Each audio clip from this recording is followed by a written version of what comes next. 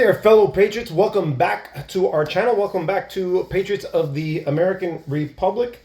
And I had to do a quick video. I didn't have this one planned, but based on how the debate went on Thursday night, I just felt like I had to do this video and, just again, go over, number one, my thoughts, go over what I'm seeing, go over everything that's been playing out since then. So one of the first videos that we did when we first started this channel was we tackled Joe Biden's cognitive decline, right? We showed video of him falling, incoherent sentences, a multitude of gaffes. If anyone that's been paying attention to politics, I mean, this isn't really new, right? Joe has shown this decline since the 2020 election, right? I mean, for goodness sake, the man said he was running for U.S. Senator on two separate campaign occasions, right? So it's with no surprise that Biden's cognitive decline is getting worse. And it's so obvious the leftist media can no longer spin the lie. And at this point, they're in full-blown panic mode, because they kind of put all their chips in one bag. And now they don't know what to do because it's like right in front of your face.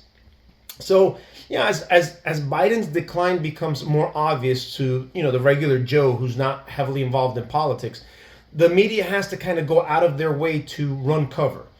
I mean, they continue to destroy the profession of journalism by publicly telling people that Joe Biden is sharp as a tack, that he's energetic, that he's intense, that he's inspirational, and all these other wonderful. I mean, they were just saying this like a week, 2 weeks ago. Let's check out our first video. This entire debacle is actually more embarrassing for the media than it is for Joe Biden, because we've known for years that this is who Joe Biden is. But this is who the media says that Joe Biden is.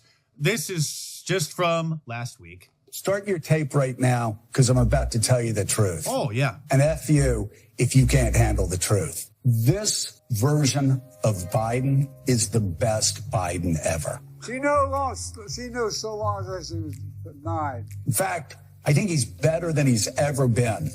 President Biden has a photographic memory. His understanding and mastery of a complicated geopolitical situation, remarkable. He is sharp, intensely probing, and detail-oriented and focused. Jackie, are you here?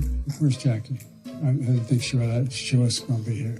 I was sitting, 2 feet from him across the table, and he was, intense. Have trouble walking sometimes? Yeah, so did FDR. He wanted GD war. But he's totally focused. He's very sharp. They say he's sharp in meetings and so on. Very lucid, very well informed. Biden is state lead. He comes with gravitas. There hasn't been, as far as I know, a single claim that Biden made a mistake. Not a single one. So as you can see, the media is telling you not to believe your own eyes, but rather to just listen to them. And for those that do that, I hope you realize why you get called sheep. I mean, where's your critical thinking?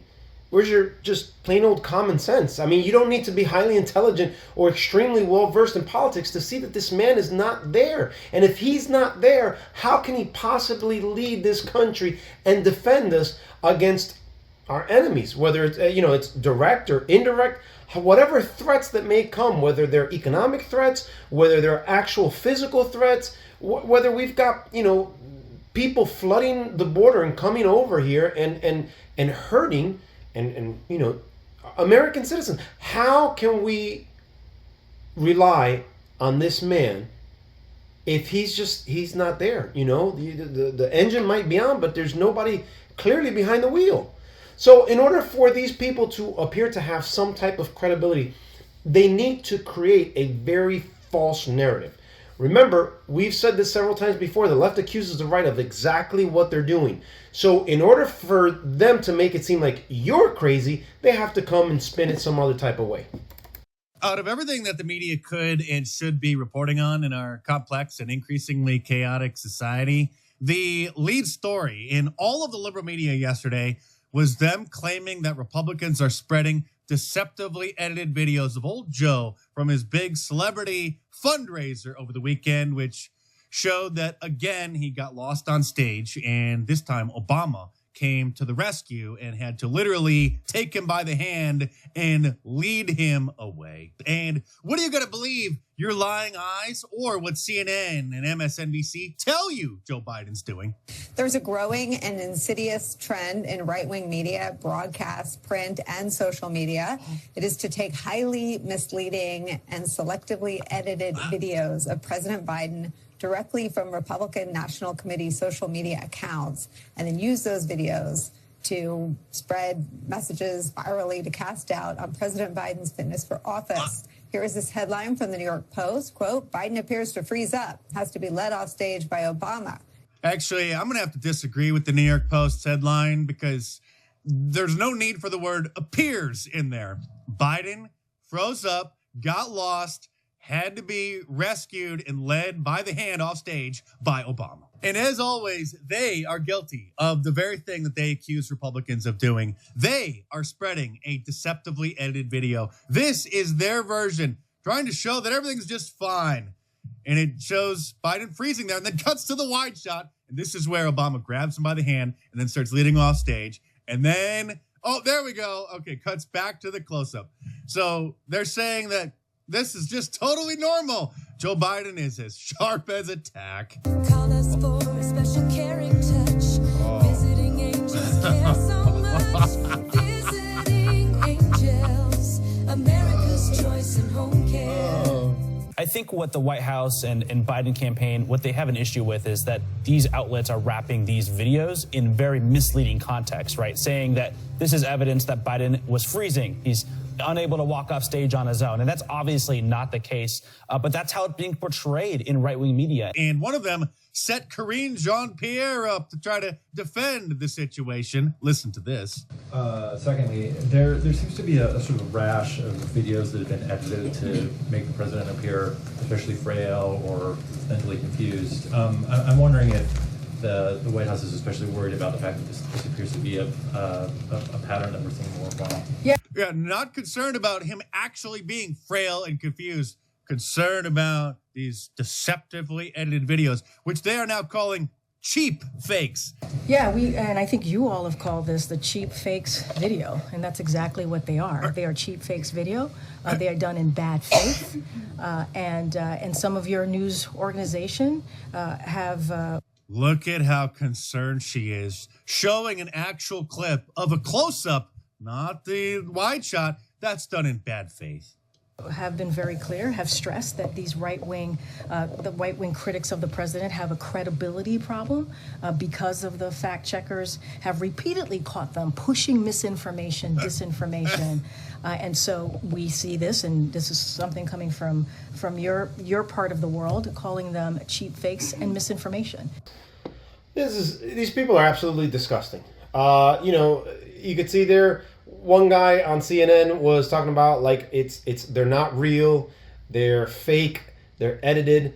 The White House reporter there was saying that these videos were edited to make the president look frail. No. It's not that they're made to make him look frail. They're not edited to make him. He is frail, and it was very, very evident to the American people on Thursday night. Thursday night, we had the first debate between Trump and Biden, and everyone got to see the real Joe Biden, and there was no way that the media could spin the lies that they normally spin because this was televised live, and there were a lot of people that tuned in that night. I don't know how many people tuned in, but the American people were able to see it for their own eyes. There's no way that the White House could have said it was edited. It's right-wing media, right-wing disinformation, or whatever the case may be, right? It was right there. And let me tell you something. The gaffes were just unbelievable. Let's take a look at some of them from that night, just to have them fresh in our mind. We'd be able to help make sure that all those things we need to do, child care, elder care, making sure that we continue to strengthen our healthcare system, making sure that we're able to make every single solitary person eligible for what I've been able to do with the COVID. With dealing with everything we have to do with. Look, if we finally beat Medicare. Thank you, President Biden. President Trump? Well, he's right. He did beat Medicare. He beat it to death, and he's destroying Medicare because all of these people are coming in. They're putting them on Medicare. They're putting them on Social Security. They're going to destroy Social Security. The entire debate was like watching a highlight reel of old Joe's senior moments. The total initiative relative to what we're going to do with more Border Patrol and more asylum officers. President Trump? I really don't know what he said at the end of that sentence. I don't think he knows what he said either. Look, we had the safest border in the history of our country. The border, all he had to do was leave it. All he had to do was leave it. I'm not kidding you. The entire debate was one 90-minute senior moment. And by the way, with regard to prescription drugs, one company agreed that they would reduce the price to $35, which I was calling for, one, voluntarily. I made sure every company in the world, every pharmaceutical company, cannot have to pay. Thank you. And by the way, so every day, millions of Americans struggle just to make ends meet. For many older Americans, Social Security provides a critical lifeline. Older Americans like old Joe, who thinks that there are trillionaires living in America. number one. Number two, that $2 trillion tax cut benefited the very wealthy. What I'm going to do is fix the tax system. For example, we have 1,000 trillionaires in America. Billionaires in America. And what's happening? What's happening is your political career is coming to an end. So, as you can see, I mean, that was some of the stuff. I'll be honest with you. I watched it. My wife and I watched it. And, you know, to see the gaps, to see the blank stare that he had at times. He didn't know if he was... We didn't know if he was like if he was just going to have a Mitch McConnell moment where he was just completely going to freeze. I was actually looking for that. I'm like, is this it? Is this it? There were several times I told my wife, I was screaming at the TV, don't go into the light, Joe, you know, because it looked like he just was not there. And it's you know, we may make light of it, but it's not funny. It's not funny. I don't feel sad for Joe because you know what, he put himself there, or his family put him there. You know, he could have been retired, whatever, sipping iced tea next to the pool, whatever the case may be. But they chose to push him back in 2020 because they knew that the candidates that they had there couldn't beat Trump, and they couldn't do what they needed to do, or what they did do, to make it believable, right? They needed believability, and that's why Joe Biden was selected, right, to go against Trump the last time. But to, you know what, to switch gears a little bit, CNN, I must say kudos to CNN that night. Both of the hosts, they did a really decent job, to be honest with you. I thought it was going to be massively unfair. They pretty much asked the questions. There was a question or two specifically about whether Trump was going to go after political opponents. You know what? Why didn't they ask that to Joe Biden? Joe Biden's currently going after his political opponents. So, I had my gripes, but for the most part, for the large majority, they were on point. But their competitors, if you will, on the leftist side, right? They're all in full-blown panic mode, right? They don't know what to do. They can't spin it anymore. They can't peddle the lie that they peddled in the first video that we showed, where they're trying to say that he's energetic, he's all this stuff. He clearly was not any of that, which tells us that everybody that said that lied to the American people, lied in our face, right? They're in full-blown panic mode. You've got some trying to cover it up. I think that night after the debate, the White House was like, oh, he had a cold. Baloney, right? Nobody believes that. If that were the case, they would have said it beforehand, not afterhand, right? Some people are looking to jump ship, right? Some people are looking to say, hey, don't jump ship over one bad night. No, it's not one bad night. It's been a bad 3 years, going on 4 years. You got to understand that, right? That's just one night that maybe the majority of America saw, but for the most part, that's how it's been for the last, since the last election run. Now, but a good number of them are saying it, and they're saying it loudly and publicly, which is astonishing. Check this out. That was painful. I love Joe Biden. I work for Joe Biden.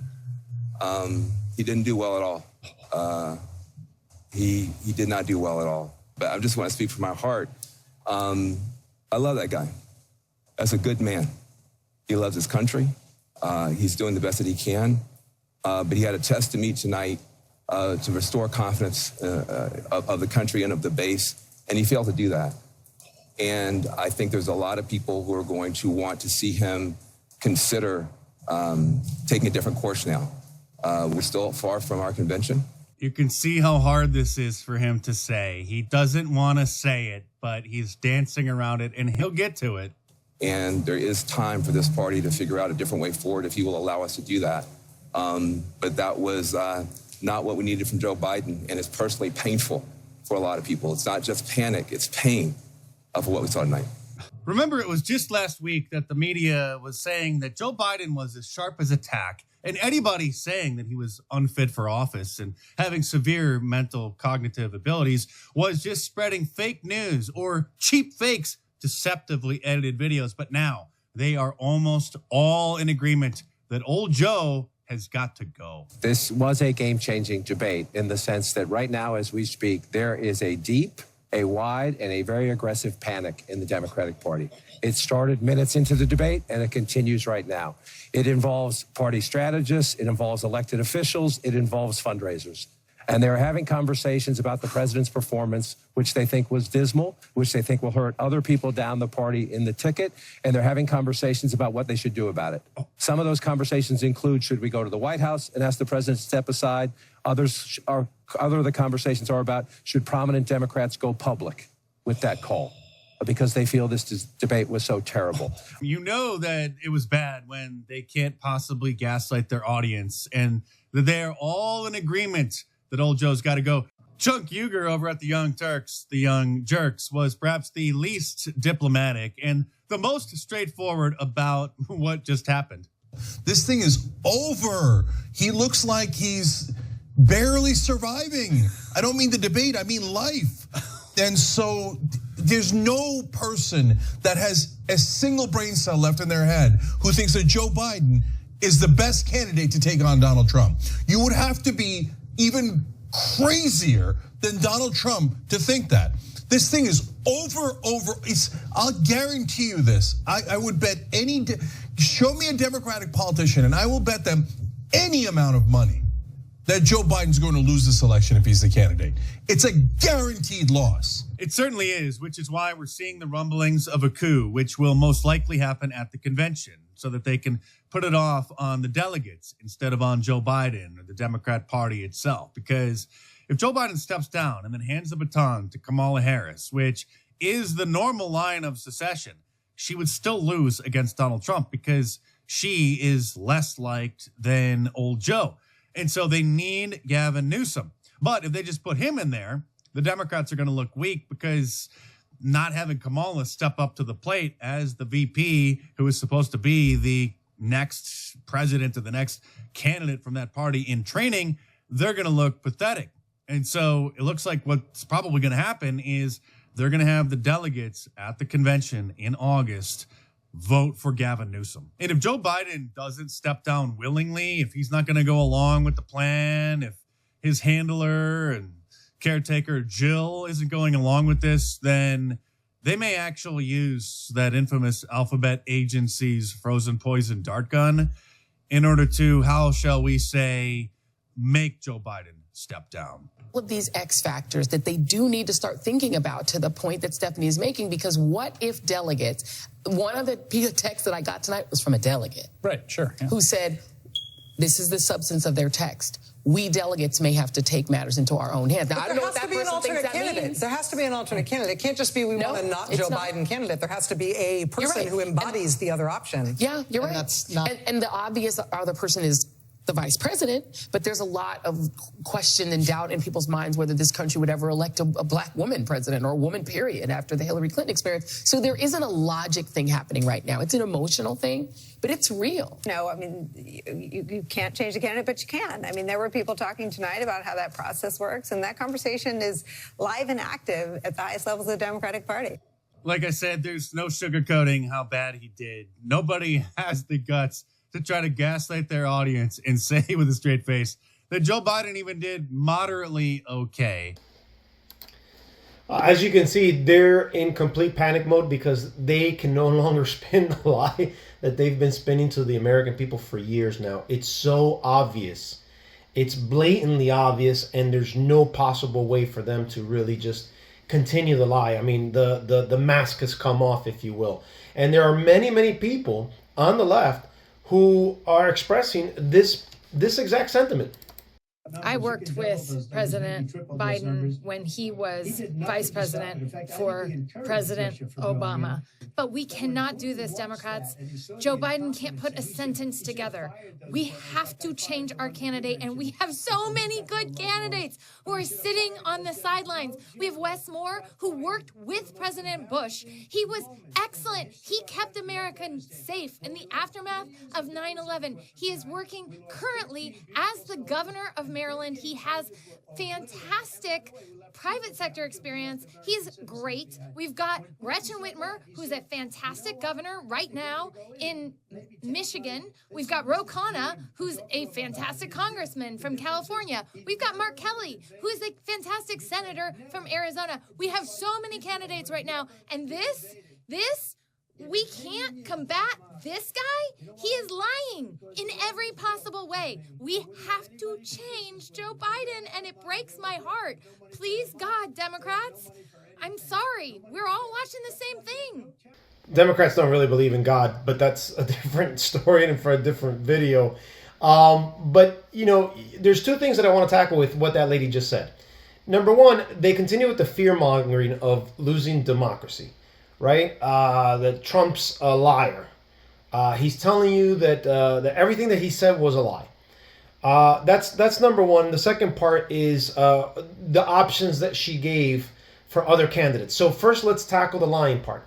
You know, CNN did a fact check on Joe Biden because the lies were so extensive. As a matter of fact, in one particular response that he gave, he said that the Border Patrol endorsed him, and Border Patrol took to their social media platform and almost immediately said, yeah, just for the record, we've never endorsed Joe Biden. So let's watch CNN again. It's like a rare unicorn that popped out of nowhere, fact-checking Joe Biden. Some of them. He said he's the only president in a while who didn't have any troops dying anywhere in the world. Troops have, of course, died on his watch. He said he's put in a $15 per shot cap on insulin and Medicare. It's a $35 a month cap. He said it's a $200 cap on overall drug spending in Medicare. It's $2,000 a year. He said the border now has fewer crossings than when Trump was in office. That's generally not true. He said, or at least strongly suggested, unemployment was at 15% when he took office. It was actually 6.4. He said Trump wants to get rid of Social Security. Trump doesn't. He said billionaires pay 8.2% in taxes. It's much higher. He said Trump told Americans to inject bleach amid COVID. We know Trump made foolish comments about scientists studying disinfectant injection, but didn't frame it as advice to people. And Biden said the Border Patrol endorsed him. No, its union supported the border bill he'd supported, never endorsed him himself. And we'll call that CNN's rapid fire cannon fact check. And the craziest part is that it didn't even scratch the surface. They didn't go into all the nonsense conspiracies that Joe Biden was lying about. They didn't call him out on the very fine people on both sides hoax, or a couple other things that he mentioned. But either way, it puts it into clear perspective now, doesn't it? Joe Biden non-stop lying. So I always thought that the Democrats were going to get rid of Joe Biden by the midterms because, you know, I think that having a black female president was a label that they wanted, despite her, I don't know, despite her lack of experience, despite a number of different factors, right? You know, the left is so focused on identity politics, and that's really what it boiled down to. They wanted to have that claim. Look, we got the first black female president. That's ours. You know, so I thought they were honestly going to get rid of Joe after the midterms because I don't think that Harris would have carried them over the midterms. So I figured that, you know, once that was done, you know, they would make the switch, you know. And they didn't. Due to her unlikability, the Democrats have been forced to keep her on the sidelines.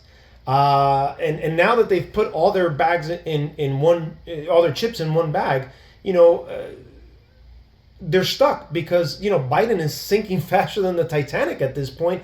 And you know, the question of are they really going to replace them is at the forefront for these people. And then the question becomes, who do they replace them with? That lady just went through a litany of different names. And frankly, almost none of them have really the pull. The only one that I could think that would have some type of pull is Gavin Newsom. He's a good-looking guy. He's tall. He has good poise. He's a salesman. He's one of those sleazy salesmen. But apparently, that, you know, a lot of people fall for that. But again, to my surprise, CNN doing some miracles here.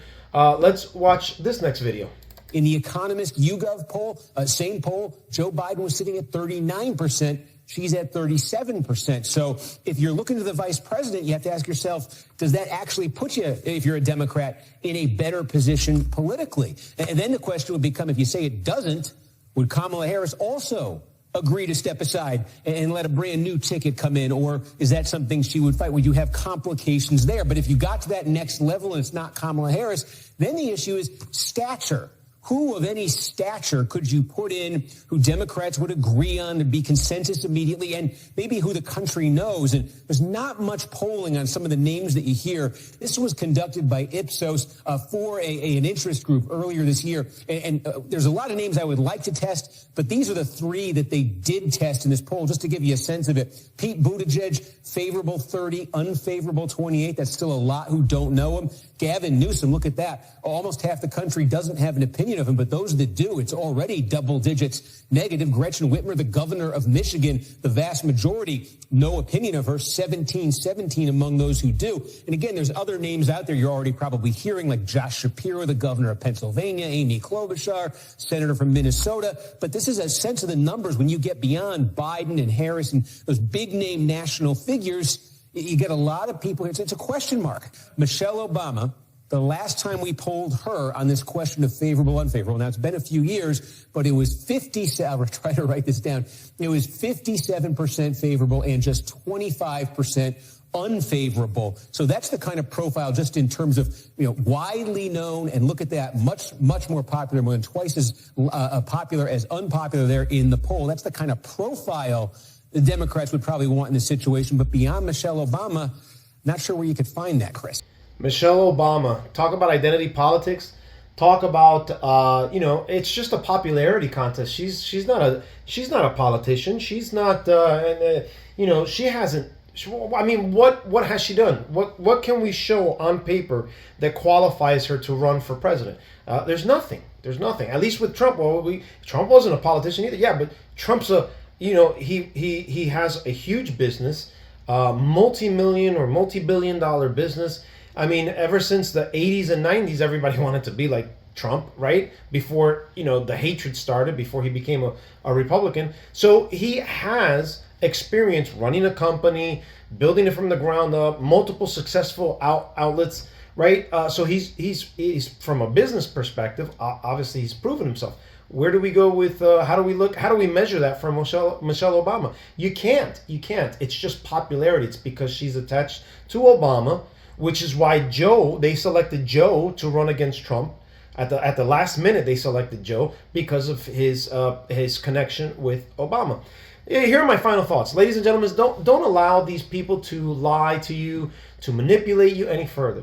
They tell you Trump's a threat to democracy when they're the ones using the legal justice system to harass and at this juncture possibly jail their political rival. Based on what happened Thursday night, it wouldn't surprise me if they actually moved to actually try and jail him, right? Because that's the easiest way that a corrupt government can get away, can do away with their political opponents, is you create some type of a scenario to jail them. Venezuela went through it at one point, and my wife can attest to it far better than I can. And there's currently situations that are happening over there right now where the current President Maduro is looking to do the same thing with his political opponent, right? So they tell you Trump's a liar when Biden is the liar. They won't tell you the lies, by the way, that Trump says, but Biden is clearly the liar, and his lies are provable.